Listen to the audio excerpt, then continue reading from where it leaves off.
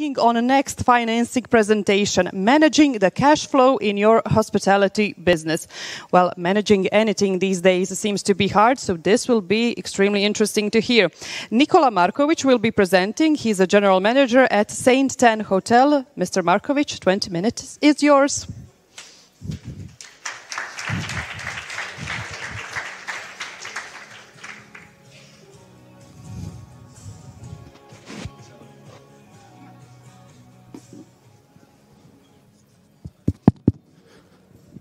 Dobar dan. Dobar dan svima. Hello. I will switch to English. This stage actually looks much smaller when you're in it, and thank you for your time. And obviously, we're thrilled to be here in front of the Santan Hotel in Belgrade.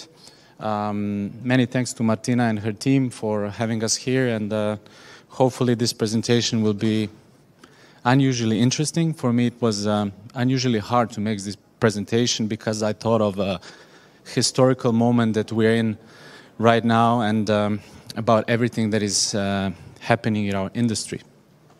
So before I start, I just wanted to mention that I was deeply impressed with the views of the panelists before, and my personal opinion is that the reason why people are living in this industry is primarily because there are other industries who are initially financially more appealing. That's the first reason. The second reason is that we failed as management to keep them alive, because every single day we talk about money, money, money, money, money. Yes, every business has two areas. One is the tangible, which is the money, and the intangible one, which is the human one.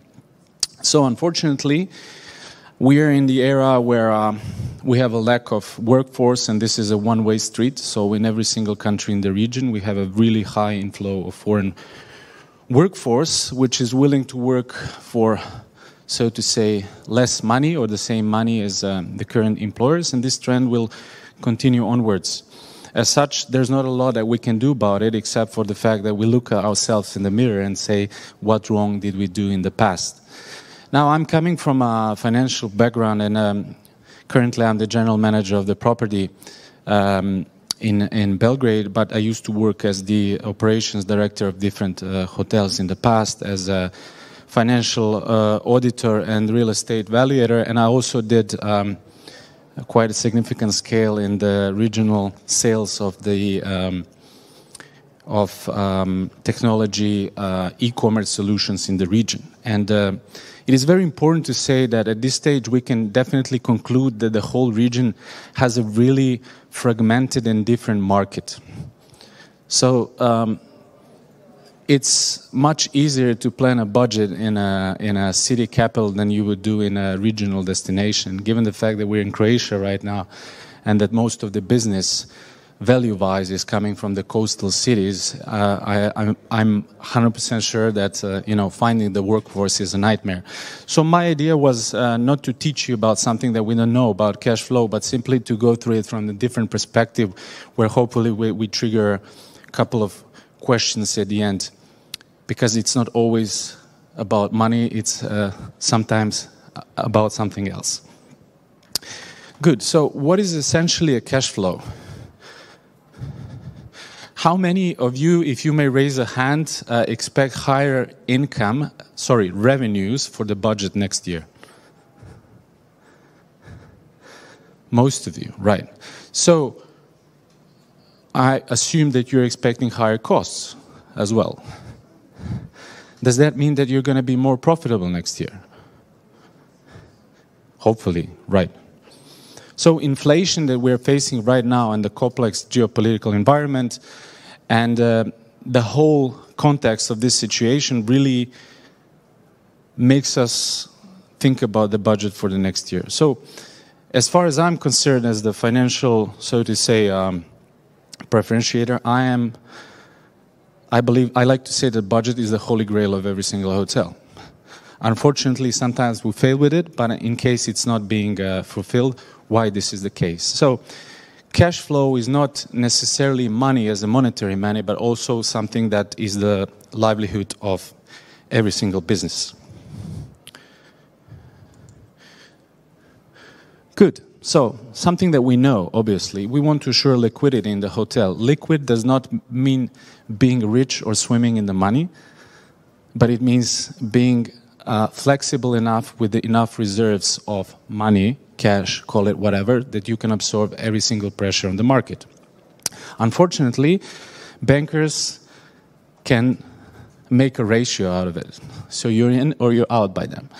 So on the other hand, it means managing the guest payment processes and setting up clear rules and regulations where you can assure that you have, a healthy safety margin to understand your healthy balance between the accounts receivable and accounts payable. This is something that we all know. This is something that we all learn from finance classes, but in reality, it's actually much harder. So my idea was just to briefly go through a couple of common mistakes where we simply forget about these things because it's always someone else's job. Salespeople sell the hotel. Operational people run the hotel. Finance people, theoretically, they should work with the cash that was provided by salespeople. But in fact, everyone should be involved in this decision-making process. So when we speak about accounts payable, let me open my paper. Yeah.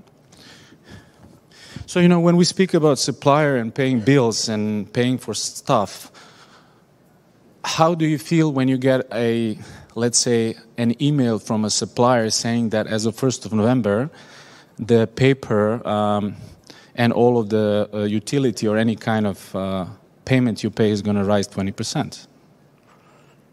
Not a pleasant feeling, right? So in theory, you have 20% less cash to increase someone's salary because you cannot take it from somewhere else. So one of the reasons why we fail in this industry is because we have a relatively low margins. And if you look at it from the progress of an average hotel, obviously you cannot generalize, these margins don't increase year over year. So our industry is not really having such a high evolution that other industries have. Yes, we have the inflow of technology. Yes, we have the inflow of other industries, but it's still based on humans.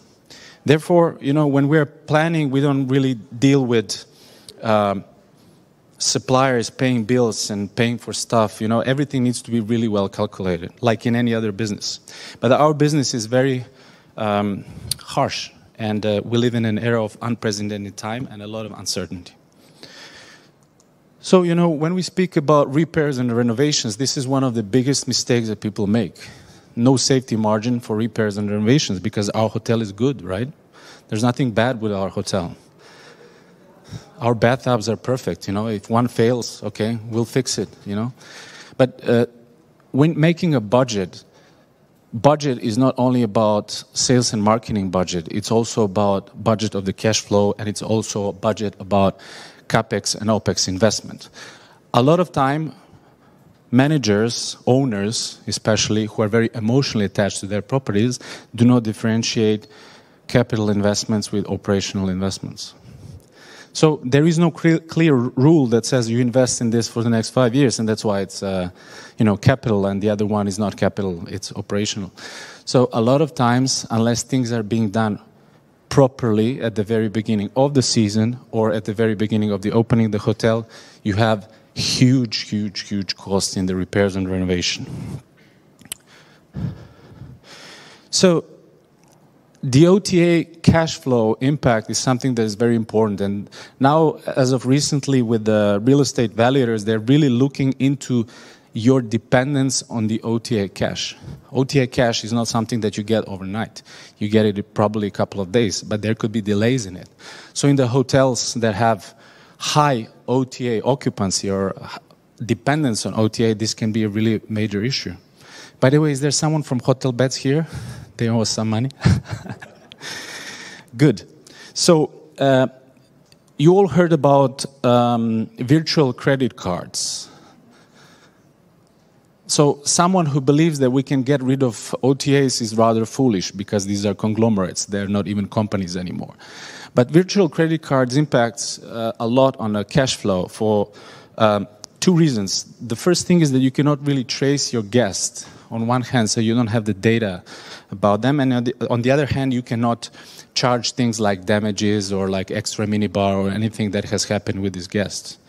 So again, in the hotels who have a high margin of revenue coming from OTAs, virtual credit cards can be really a nightmare. Of course, we go to the staff turnover and salaries. Quite often I hear the fact that bonus is a part of a salary. I frankly disagree, because bonus is something that you get if things get good. Salary equals compensation for work, and that's it. So at least in our hotel, I do not allow employees, at least in front of me, to speak about salaries, because they're never good enough, and the GM is never enough with the sales. So what's the point of speaking about it? But we always speak about bonuses. So every time we have better month than we initially thought, we have some kind of bonus, but not for the sake of having a bonus. Unfortunately, you will be surprised, but most of the companies do not have bonus embedded in their budget. Because what happens in this year? We all went through record years, right? Does that mean that we're all going to get bonus next year? We'll see. But profitability is one of the things that quite often in the P&L is not being measured. Refunds and cancellations. So yesterday, my colleague Marko Milisavljević, Director of Sales, informed me yesterday that we had a few cancellations that happened yesterday, and they were made in March. So we are a 56-room hotel. We have 4 days cancellation period for November as of 1st of July. But these cancellations are being made according to the reservation status that we had at that time. So refunds and cancellations are a really big issue when it comes to not only force majeure situations, but also about last-minute demand. And unfortunately, we have last-minute demand all over the industry. Not necessarily in the destinations as themselves, like seaside and so on, but at least in a city hotel, this is one of the things that we really care on a daily basis. So mortgages, payments, and financing. Unfortunately, there is no rule that can say how much mortgage can you take. It depends on your business model. It depends how you present it to the bankers and how they estimate your business is working. But let's take an example of a small hotel in Belgrade that has 35% participation in the mortgage and toll revenues and 33 or 34% in the participation of the salaries in the toll revenues. That's like 66%. Every day I hear owners all over the place saying, I'm working only for the mortgage and for my employees. Well, it's your problem, right? So what in fact is a profitable hotel? This is something that I was asked when I graduated back in Switzerland, and I still don't know the answer to this. It depends on the investor's intentions, right? So what we witness now is that we are having these beautiful resorts opening all over the place. They're nice, they're beautiful, they're 5-star, they're 4-star, we have camps, we have technology, we have everything, and the question is, who's going to work in these properties? So David mentioned the fact that we have a high decrease in population. So for your information, the highest mortality rate in Europe is actually in Balkan countries. And we're one of the oldest nations in the world, on average being 40 years plus. Therefore, the question is, who's going to work in these properties in 5 years? So it's not only about salaries, it's about fake expectations of the owners, unrealistic expectations, and it's also about the fact that they want to do portfolio investments, so one of their investments can be a hotel. Something to really think about is the mortgage payments. So what is our business mix? Do we honestly know our clients, or we think that we're going to buy a CRM, CRS, channel manager, booking engine, PMS, integrated with the TV, make a beautiful wireless network, and make a custom experience for our client?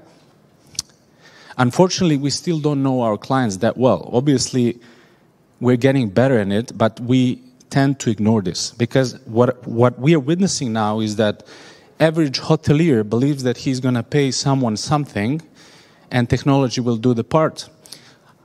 As to what I witness, this is not really happening in terms of ROI. So you're investing this much money in the technology, what can I expect as a return? So business mix is not only about anticipating who was in your hotel, but who can come in your hotel and why would he come back again in your hotel. So what is the wow effect that you're making? What is the key competitive advantage of your property? And now finally, profitability margins and revenue management. So can anyone say what in their opinion is the percentage profitability of an EBIT in a 5-star hotel in, let's say, city capital in Balkans? Not a lot of people, because there are many different answers to this. So someone said 5 years ago that you should have this much or that much, or that you should have 5% of your budget allocated through marketing, or 3% because it's not a developing year, and so on and so forth. So we live in the era where everything is really flexible. We live in the era with loss of values.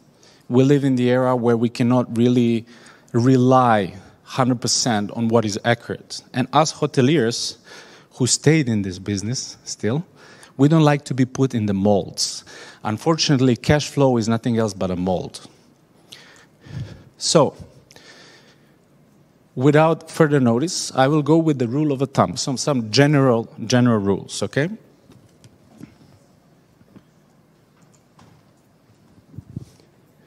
So the more information you have, the better, right? But not everything can be measured with the number. There are things that can be measured with the rule of thumb, with an emotion, with an energy. We tend to forget that we're human and we are 60% water. And as you probably know, Nobel Award guys figure out that water remembers and that we produce around 5 watts of electricity every single day. So given the fact that we work in an industry where we get 10,000 impulses per hour, and that I'm 100% sure 90% of you work at least 1 extra hour this week, and you tend to work more and more and more and more, and you sleep less and less and less, you get tired of numbers, right? But unfortunately, performing a revenue audit is something that is extremely important. Where is the money coming from? Not an easy task, huh? So, project and forecast cash flow. So there are 3 types of money, so to say, in general. You have the wired money that comes from the bank, right? You have the cash money, the monetary money that is being paid at your front office, which happens rarely, and it's getting rarer and rarer because everyone is moving to cash.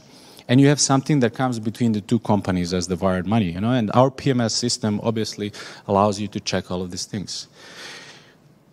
Who's taking care about this money? Yes, it's automated, but someone needs to check and forecast cash flow. So in a small hotels or in a big hotels who are really dependent on one source of revenue, cash flow is extremely important. So revenue management shouldn't be done for the sake of doing revenue management, because it essentially means yielding by, doing dynamic pricing, whatever that means. So as long as you have demand, you can work with revenue management. If you don't have demand, you can't work anything about it. But nowadays you have a quite good technology that can help you with not only forecasting revenues, but also following what competitors are doing in pricing. Unfortunately, most of our hotels, of all of us here, didn't rise prices because that was suggested. It's because we figure out there is inflation coming in. So we all rose prices. But did we raise prices by 20%? I don't think so. And inflation officially is 17 in Bosnia, 18 in Serbia, no matter how much in Croatia, but the real inflation is much higher.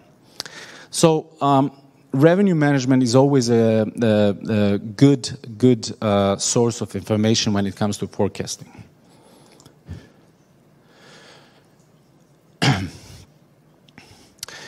Guest payments and flow of the automation. There's a lot of technology available on the market where you can really streamline your income. So in our hotel, normally no one can come in without assuring the proper payment. I need to speed up, okay? It's the last slide, don't worry. So recruitment and staffing, we need to understand what are the needs of our workers. People leave, people come, people go, so eventually the industry will survive. But, you know, when you're planning a budget for the staffing, just make sure you have some margin extra. So to give you an example, if you had some savings on the salaries this year, does that mean that you're going to increase them next year? Well, next year is the next year's budget, so different rules, different games. Last thing, leasing versus buying. So it's not only about management contracts and interference as the principal agent problem where your board of directors interferes with all your stuff, but you really need to be careful about if you're buying stuff now or you're leasing it. You have to save some cash. So, make money work for you. Unfortunately, it's not going for a vacation, it's not sleeping. The hotel works 24 hours per day. And just be smart, not for sake of being smart, but just be cautious, because next year is something that will be a test for all of us. Thank you very much.